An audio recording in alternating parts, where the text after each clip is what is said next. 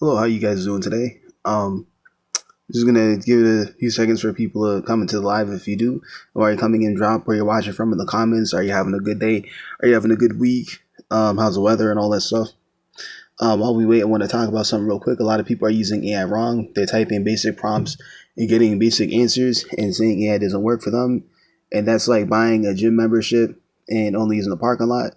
Not understanding the logic, you can go inside the gym and not just go to the entrance. You can go in the gym and get the actual results you want. Today, I'm going to show you in a topic, and by the end of this, you'll be able to do this yourself in about 5 minutes or less. Everything I show you is inside Promptify, and the link is in my bio, and you can start for free, by the way. So today, like a sentence to kind of summarize what I'll talk about before I say it is, so turn customer messages into a useful FAQ draft. Yes, you can automatically tally how many customers are asking certain types of questions and just make that an FAQ question on your website, that's like easy to find, so that now people can just find this information themselves and then decide that they're going to buy from you or convert or whatever without them having to go and ask you through email, right? But let's just talk about that. I'm just kind of throwing ideas out there that are very relevant to this, right? But let's make this easier for you, right? So the small business AI workflow that finds repeat questions without making up answers. Excuse me, right? Also, you want your wording to be effective when you do make an FAQ answer. So, and yeah, you can be experienced and understand how to do that. Maybe you don't care about that, but just understand that, making any of these things easier for yourself and more effective is just going to help you offer it without you having to maybe go through some time and experience to actually come to that same conclusion. The conclusion could be different. You might come up with a different answer that gets the same type of result, but instead of it taking you time to get there, like when you're doing business or whatever, there's certain, let's say you submit a higher level of results. Let's say that you go from getting a certain amount of results in a day or a week or a month or a year to that level raising. So now the amount of results you can get in a day, a week, a month, or a year is now consistently higher. There's a lot of things you're doing better. Or maybe there's just very things that move the needle properly. All those things are lined up in place. And a lot of this stuff can happen from, you can just be given the information by somebody who's more experienced, like a mentor, or you can track everything that's going on and figure out what you need to keep, what you need to upgrade, and what you need to drop until you just have this system that's very, very effective at getting results, right? But this stuff takes time, right? But let's talk about a way you can save time with specifically things like an FAQ. Just another random example. I have a clothing brand, and literally when people come on the website, it shows me a bunch of data about them, including what pages they went to, right? A lot of people go to the FAQ, especially when it was in earlier years of my marketing. If there's people who were interested, you can see that maybe they came in and looked through some items, maybe they added to cart, maybe they didn't finalize and pay, but a ton of people, regardless of what they did, regardless of what they scanned through, they went to the FAQ section to look up information probably about, do we return, if they want to return something, are they going to get a refund? How long is it going to take for things to be delivered? And these are things that I'm just assuming, because it's a clothing brand with delivering stuff. People want to show up on the site, buy something they want, and they obviously want to have it delivered to them, and know that maybe they want to be told, listen, I don't know if it's going to be 2 weeks or a month, but it's going to arrive, and they want to see that it's going to arrive so that they know that they got what they ordered online, they didn't get scammed, right? So the FAQ would just answer certain things that I'm aware people are already going to ask, because it's a clothing brand. We're going to deliver something to you. You pay the money. You're not going to see the thing until it's delivered, right? So what do you need to know, so you can have the clarity and trust in us? Because maybe you just found out about this yesterday. Or maybe you've seen our ads, or maybe you've seen our posts for many months. Maybe you've seen other people buy from us, but you want to make sure that you're not like just seeing things. This is a real legitimate clothing brand, right? So blah blah blah. Me understanding that I should put certain things in there has helped people make that decision faster. Whether they're gonna want to buy something right now or not, they would just kind of figure that out very quickly without having to email me and ask me for clarification about these things. Right now, there's people who came in and asked me for clarification, and it was based off of them already partially having the answer and just needing a little bit further assurance. Like they want to hear someone respond to the email and verify what they just read on the site. It'd be stuff like that. That's the type of emails that I actually get for my clothing brand on a daily basis if I'm marketing a lot. So now there's a lot of traffic coming in. If there's any emails there, I'm speaking from experience, right? But blah blah blah. A little bit too much of a segue. Let's actually get into this. But if you have a whole lot of data to work with, something like this can help a ton.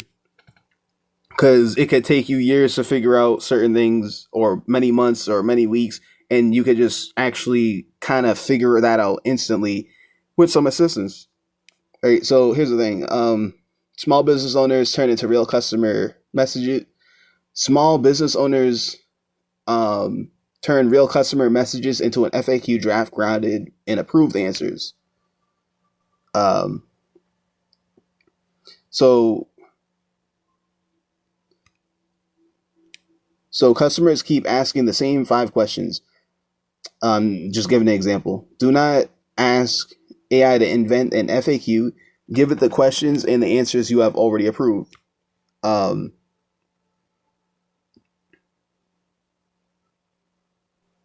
So here's the thing. I'm gonna post a prompt onto the screen, but before I do that, I'm gonna just read the process of how this works before I paste the prompt, and then show you the result for that prompt. Um, so stack anonymized DMs with similar questions. Show the miss pattern.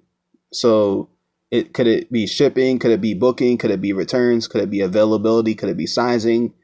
These are like, patterns that you're seeing. Group questions and map them to the approved answer bank. So maybe there's main questions or varied main questions that address all of these things that obviously you actually really should know off the top of your head. If you're a founder who's built this from the ground yourself and you haven't hired anybody yet, you should actually just know this stuff, or it should be in notes somewhere that's very accessible to you. But you should really actually just know it off the top of your head because you probably spend all your time doing this stuff.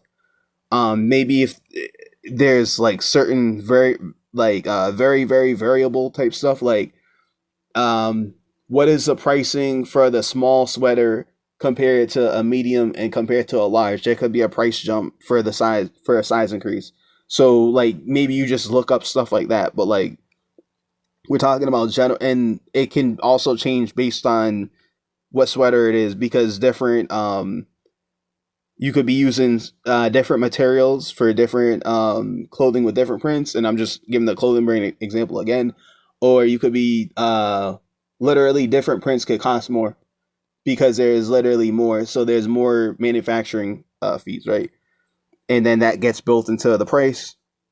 Or maybe it doesn't, so maybe it's gonna take from your pocket a little bit more, but like there's a price for manufacturing, and then there's a price you slap on top of that, which is where your profit margin comes in, and then the customer just needs to actually believe that this is valuable enough for them to get. This is how clothing brands sell clothing. They pay for things to be made in usually larger mass numbers, but it doesn't have to be at that level yet. And then they make enough sales that it covers the processing fee and then gives them profit back. So they can make absurdly large amounts of money, but they have to sell in mass amounts to do that, right?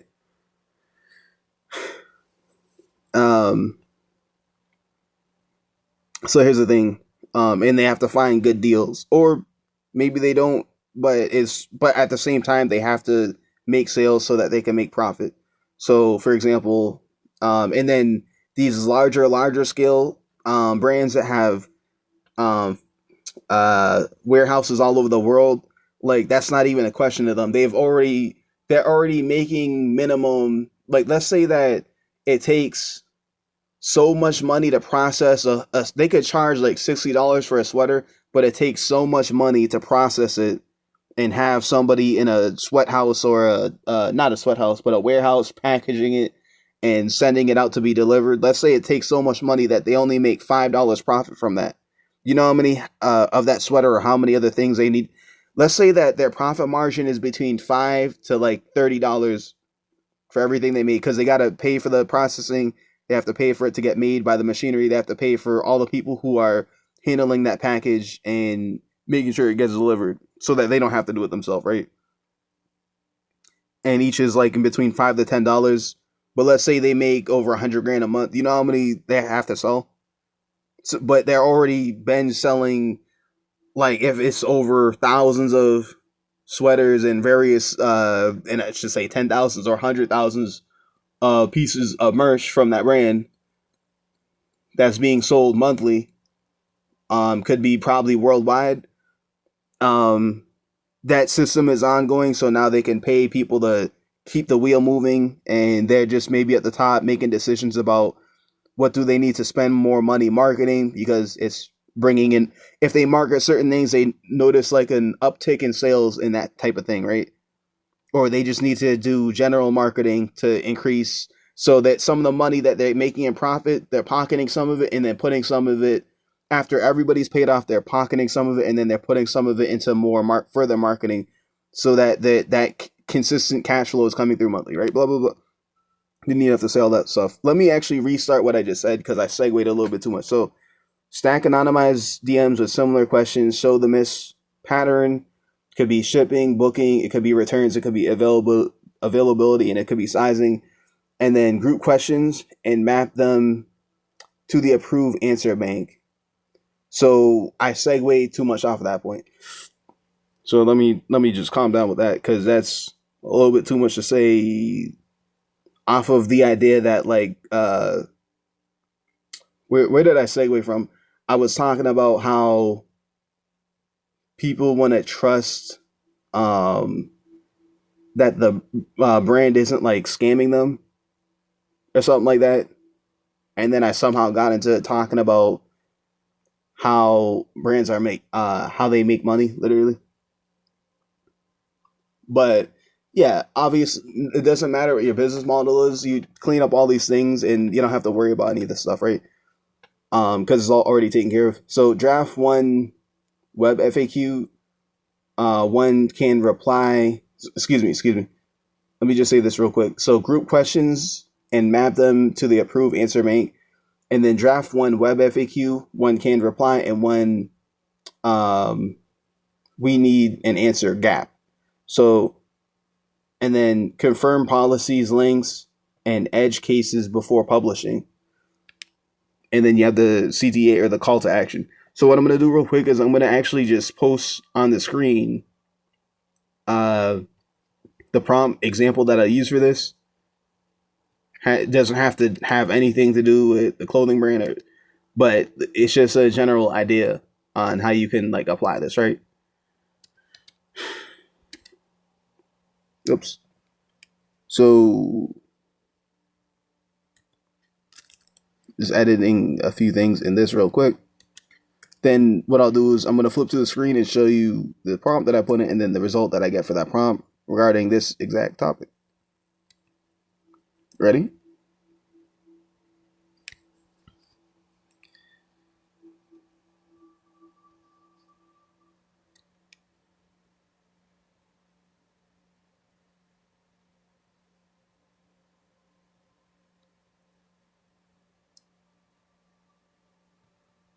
All right, I got it. One sec. Just give me one moment.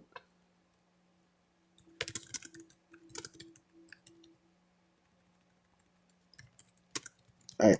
So the thing is, I talked to ChatGPT. So, um, one sec.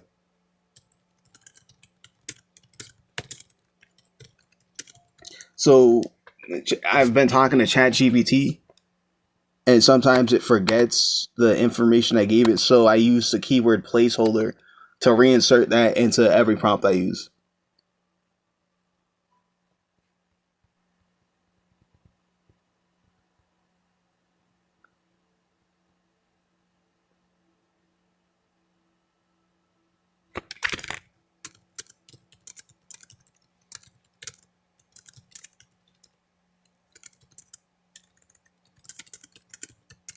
All right, give me a moment.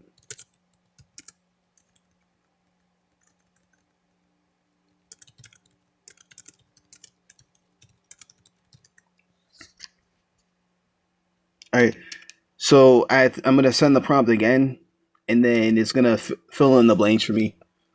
Basically regarding all the stuff I just said.